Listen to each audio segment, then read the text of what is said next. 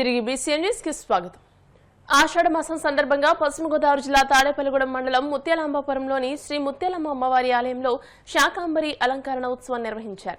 రాష్ట్ర ప్రభుత్వ whip MLA Bolisetti Srinivas, TDP నియోజకవర్గ ఇన్ఛార్జ్, రాష్ట్ర భవన నిర్మాణ కార్మికుల సంక్షేమ బోర్డు చైర్మన్ బలవల బాబ్జీ ఈ ఉత్సవాల్లో పాల్గొని అమ్మవారికి ప్రత్యేక పూజలు నిర్వహించారు. రాష్ట్ర ప్రజలు, స్థానిక ప్రజలందరూ సుఖ సంతోషాలతో ఉండాలని, అమ్మవారిని భవిష్యత్తులో కరువు పరిస్థితులు రాకుండా అమ్మవారి కటాక్షం ఉండాలని ప్రార్థించారు. శాకాంబరిగా ఇవాళ అలంకరణ చేసి భక్తుల్ని అందరినీ కూడా అమ్మవారి ప్రసన్నమైన ఆవిడ యొక్క స్వరూపాన్ని దర్శించుకుని ఇవాళ ఈ రాష్ట్ర ప్రజలు, మన కాన్స్టిట్యున్సీ ప్రజలందరూ కూడా సుఖశాంతితో ఉండాలి. రాబోయే కరోనా అనేది ఇంకా మళ్ళీ ఇక్కడ రాకూడదని, అదేవిధంగా వర్షాలు లేక రైతులు, ప్రజలు కూడా ఇబ్బందులు పడుతూ ఉన్నారు. అదేవిధంగా దోళ్ళకు కూడా నీళ్ళు లేని పరిస్థితి రావచ్చు అనేది శాస్త్రవేత్తలు చెప్తూ ఉన్నారు. కాబట్టి ఎలినో సందర్భంగా మరి వరుణయాగం ఏదన్నా చేస్తే దానివల్ల ఈ వర్షాలు పడి రైతు బాగుండాలి, ప్రజలు కూడా బాగుండాలి, మరి పశుపక్షాదులు కూడా బాగుండాలనే ఉద్దేశంతో మరి ఒక పెద్దలను ఆలోచన చేసి ఆ కార్యక్రమం చేపట్టే దిశగా చేయకపోతే రానున్న రోజుల్లో ఒక 2 సంవత్సరాల పాటు ఇదే వాతావరణం కంటిన్యూ అవుతే చాలా బీళ్లు పోయే పరిస్థితి ఉంటుంది. కాబట్టి కరువు కాటకాలు తాండవేస్తాయి. కాబట్టి అమ్మవారి దయతో అలాంటివి ఉండకూడదు. అమ్మ దయ ఉంటే అన్ని దయ ఉన్నట్టు అని చెప్పి అమ్మగారిని కూడా కోరుకోవడం జరిగింది. అమ్మవారి దయతో అన్నీ ఉండాలి. అంతేకాకుండా అమ్మవారికి ఇక్కడ చౌల్ట్రీ నిర్మాణం కోసం ఓ 10 లక్షల రూపాయలు తక్కువైనా ఇక్కడ ధర్మకర్తలు అందరూ చెప్పడం జరిగింది. దాంట్లో మరి నేను 1 లక్ష రూపాయలని నేను అందిస్తాను, మీరు పని మొదలు పెట్టుకోవాల్సిందిగా నేను కోరుకుంటూ, ఇంకా ఉన్నాయి కూడా ఎవరైనా అడిగి మొత్తానికి పూర్తి చేసి ఈ కార్యక్రమం పూర్తి చేద్దామని చెప్పి తెలియజేసుకుంటూ, అమ్మవారికి సేవ చేసే భాగ్యం మరి అమ్మవారికి కల్పించింది. కాబట్టి అందరూ కూడా మరి ఇలాంటి మంచి కార్యక్రమంలో భాగస్వాములు అవ్వాలని మనస్ఫూర్తిగా.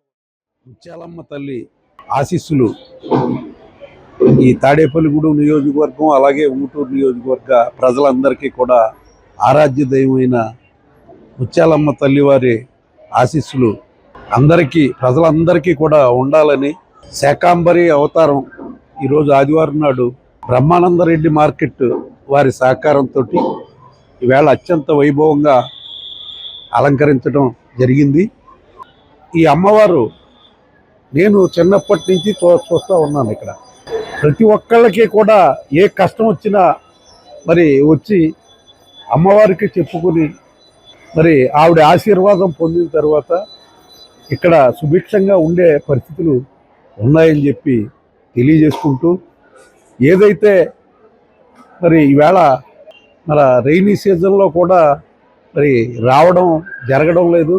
ఆ తల్లి ఆశీర్వచనం వల్ల ఈ పంటలన్నీ ఇబ్బంది పడే పరిస్థితి నుండి మరి కాపాడే దేవతగా ముత్యాలమ్మ తల్లి వారిని ప్రార్థిస్తూ మరి కరుణించి కూడా చల్లగా చూసే బాధ్యత ఆవిడ మీదే పెట్టుకుని ఈ చుట్టుపక్కల ప్రాంతాల అన్నిటికీ కూడా ఇక్కడ నెలకొలి ఉన్న పరిస్థితులు ఉన్నాయి. ఇంతకుముందు పాలకవర్గం కానీ ఇప్పటి పాలకవర్గం కానీ అత్యంత వైభవంగా ఆవిడ కార్యక్రమాలన్నీ చేస్తూ ఉన్నారు. ఇక్కడ ఒక కళ్యాణ మండపం నిర్మించవలసిన అవసరం ఉంది. గతంలో పాలకులు ఒక 60 లక్షలు శాంక్షన్ ఇచ్చారు, కానీ ఆ శాంక్షన్ ఆగిపోయింది. మళ్ళీ ఇప్పుడు తప్పనిసరిగా ఎండోన్మెంట్ మినిస్టర్ గారు ఆనం రామనారాయణ రెడ్డి గారిని, అలాగే మన కొత్తగా ఎండోన్మెంట్ కమిషనర్గా నియమించబడ్డ కన్నబాబు గారు ఈవేళ ఛార్జ్ తీసుకోవడం జరిగింది. ఆయన్ని కలిసి ఈ కార్యక్రమాలన్నీ విజయవంతం చేయడానికి తప్పనిసరిగా 1 కోటి రూపాయలు మంజూరు చేయమని చెప్పి అడగడం జరుగుతుంది. ఎల్నినో ప్రభావంతో ఏర్పడిన వర్షాభావ పరిస్థితులు రైతులను తీవ్రంగా కలవరపెడుతున్నాయి. జూలై 3వ వారంలోకి అడుగుపెట్టిన ఆశించిన స్థాయిలో వర్షాలు కురవకపోవడంతో ఏలూరు జిల్లా భీమడోలు మండలంలోని పలు ప్రాంతాల్లో వరి సాగు పనులు పూర్తి స్థాయిలో ప్రారంభం కాలేదు. సాధారణంగా ఈ సమయానికి పూర్తవలసిన వరి నాట్లు ఇంకా ఆలస్యంగా కొనసాగుతున్నాయి.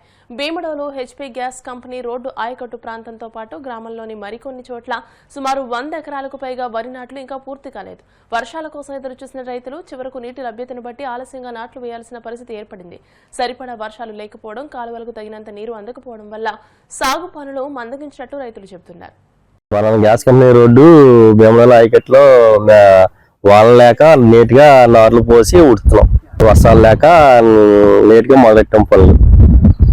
ఇంకా కాలువ కూడా ఇప్పుడే పెరిగింది, వాటర్ కూడా 4 రోజుల నుంచి పెరిగింది. మెరక తోరలు ఎక్కుతున్నాయి. ఇంకా అది వర్షం లేక ఇంకా మొన్నటి దాకా ఆగిపోయాం, పోసి నార్మల్. ఇప్పుడు మళ్ళీ మొదలు పెడుతున్నాం, మందులో వేసుకున్నాం నార్మల్కి. 40 రోజులైనా ఓడ్చుకోవచ్చండి, 40-45 రోజులైనా ఆక్తేమవుతుంది, రైతీయే కదండి. ఒడిశా రాష్ట్రం నుంచి గంజాయి తీసుకొచ్చి చిన్న చిన్న ప్యాకెట్లుగా మారుస్తూ స్థానికంగా విక్రయిస్తున్న ఒక అంతర్రాష్ట్ర ముఠాను కడప జిల్లా పొద్దుటూరు 3 టౌన్ పోలీసులు చాకచక్యంగా పట్టుకున్నారు. నిందితుల నుంచి 4 కిలోల గంజాయితో పాటు 3,000 రూపాయల నగదు స్వాధీనం చేసుకున్నట్టు పొద్దుటూరు డీఎస్పీ విభూతి కృష్ణ వెల్లడించారు. ఈ అక్రమ రవాణాలో కీలక పాత్ర పోషించిన మరో మహిళతో పాటు మరో 2 పురుషులను అరెస్ట్ చేశామని అన్నారు. జిల్లాలో ఎక్కడైనా గంజాయి లేదా ఇతర మారక ద్రవ్యాల అమ్మకాలు, రవాణా జరుగుతున్నట్టు తెలిస్తే ప్రజలు వెంటనే పోలీసులకు సమాచారం అందించాలని అన్నారు. డ్రగ్స్ రహిత సమాజం కోసం ప్రజలంతా పోలీసులకు సహకరించాలని విజ్ఞప్తి చేశారు.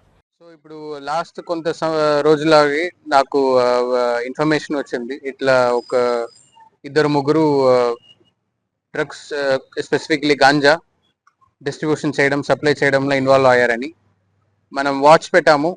అండ్ ఈరోజు స్పెసిఫిక్గా మనకి ఇన్ఫర్మేషన్ వచ్చింది దట్ బొల్లవరం పక్కన వచ్చి డిస్ట్రిబ్యూషన్ అండ్ సప్లై జరుగుతున్నాయని. సో మేము వెంటనే ఒక టీం పెట్టుకున్నాము, ఇంక్లూడింగ్ గవర్నమెంట్ ఇండిపెండెంట్ విట్నెసెస్ తీసుకెళ్ళి అక్కడ రైడ్ చేసాము. సో అక్కడ 3 పట్టుకున్నాము, బనల సువార్త, శ్రీనివాసులు, సిద్ధయ్య అని 3 పట్టుకున్నాము. దీంట్లో బనల సువార్త అనే అమ్మాయి యాక్చువల్లీ బిలాంగ్స్ టు నెల్లూరులో తిప్ప విలేజ్, తిప్ప టౌన్ రెసిడెంట్. ఆమె మెయిన్ సప్లయర్.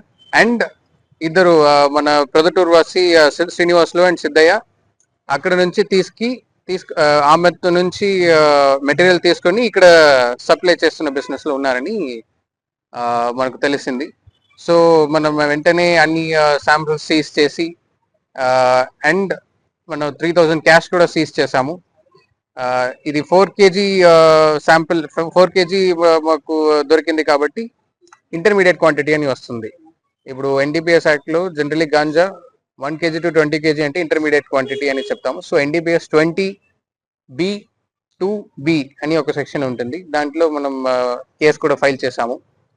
సో ఇంకా ఈమెతో మళ్ళీ మనం ఫర్దర్ ఇన్వెస్టిగేషన్ లో మనకు తెలిసింది ఈమె ఒడిశాలో రాయగడ అని ఒక డిస్ట్రిక్ట్ ఉంటుంది, అక్కడ నుంచి తెప్పించుకుంటుంది అని మాకు తెలిసింది. We are still working on the links. And ఇక్కడ ప్రొద్దుటూరులో మళ్ళీ వేరే ఎవరెవరు ఎక్కడెక్కడ లొకేషన్ ఉంటుంది, ఎక్కడెక్కడ యూజర్స్ ఉన్నారు. సో వీళ్ళతో నుంచి మాకు ఎవరెవరు తీసుకుని యూజ్ చేస్తున్నారు అని ఇన్ఫర్మేషన్ కూడా మనకు వచ్చింది. సో వాళ్ళు కూడా మనం సెక్యూర్ చేసి చట్ట ప్రకారం ఫైల్ చేసి తర్వాత మనం కౌన్సిలింగ్ కూడా పంపిస్తున్నాం. యాక్చువల్లీ ఇన్ఫాక్ట్ యూజర్స్ కు ఒక ఆప్షన్ ఉంటుంది, అది గవర్నమెంట్ డిస్క్రిప్షన్ లో ఐదర్ వాళ్ళు కౌన్సిలింగ్ వెళ్ళవచ్చు లేదా మనం అరెస్ట్ చేయవచ్చు. సో అది కూడా మనం కన్సిడర్ చేస్తున్నాము.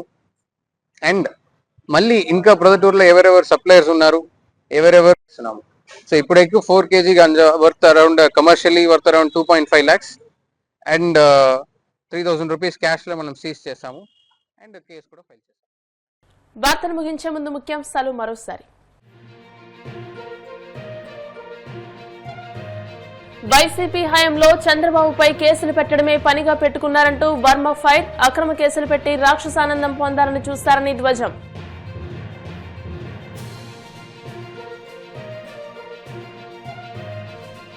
పదిహేను రోజులైనా విశాఖ బోటు ప్రమాద బాధితుల కుటుంబాలను పరామర్శించే తీరిక కూటమి నాయకులకు లేదా, వైసీపీ నాయకుల మండిపాటు.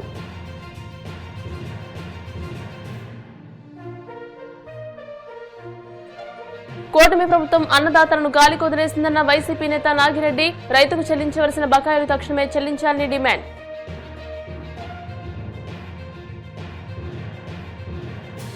కోనసీమ ఓడలరేవు బీచ్ లో తీవ్ర విషాదం. సముద్ర స్నానానికి దిగి 3 యువకులు గల్లంతు. సెలవులకు ఊరికొచ్చి ప్రాణాలు కోల్పోయిన యువత. ఈ వార్తలు ఇంతటితో సమాప్తం. మరిన్ని వార్తల కోసం BCN digital YouTube channel, Facebook page ని ఫాలో అవ్వండి. అప్డేటెడ్ వార్తల కోసం ప్లీజ్ సబ్స్క్రైబ్.